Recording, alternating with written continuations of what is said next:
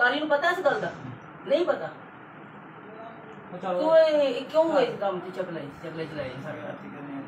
तेन मैं परसों समझा के क्या मौलवी है बच्चों को तेरे पुत्रा बचाने तू इन्होंने कोई चंगी माड़ी नहीं करनी जे कोई इन सुपारा चाहिए पाने भाई चाहिए मैनू दसी मैं तुम लिया के देंगा तू पैसे चाहिए होंगे मैं तुम लिया के देंगा क्या सी ना तेन मैं क्या तेन खर्चा भी मैं देंगा तेन इस तो नहीं क्या तू साडे महल्ले के सामने घर निकली सा ते तू साडे बच्चे नाल काम कर ये उनका पुत्र नहीं है मेरा पुत्र है जेडे तू ये गलत काम कीते हुण इहदा की करना है ये कारी नूं अंदर कवाने या आप अंदर जाने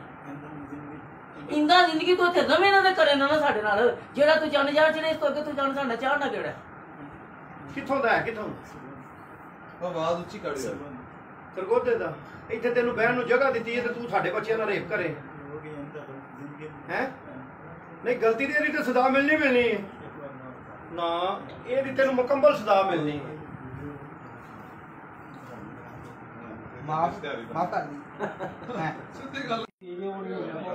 अंदर ना 4-5 बच्चे बैठे अंदर मैनू कारी साहब ने बुलाया अंदर मैंने कहना इधर आ बात सुन साहिल आवाज मार के बुलाया मैं गल सुनी आंदा सिर दबाया सारे बच्चों ने आंदा चलो बाहर होना ना पाओ तो बाहर टुर गए ने तो अगों ना मैनू कंन दे नाल लग मेरी शलवार लग मतलब गंदे काम किते आंदा जे तू झोला पाया मैं तेन बड़ियां चपेड़ा मारांगा ते अगों मैं गंदे काम किते मैनू पीड़ होई मैं चीख मारी ते अगों ना मैनू बूहा खड़कन लग गया तो उधर बूहे हट हो गया मैनू छड्डता मैं वाशरूम करके वजू किया ते मैं घर भज गया मेरा अपने मौलवी का नाम है नवाज ते केड़े मदरसे पढ़ने दारे आलम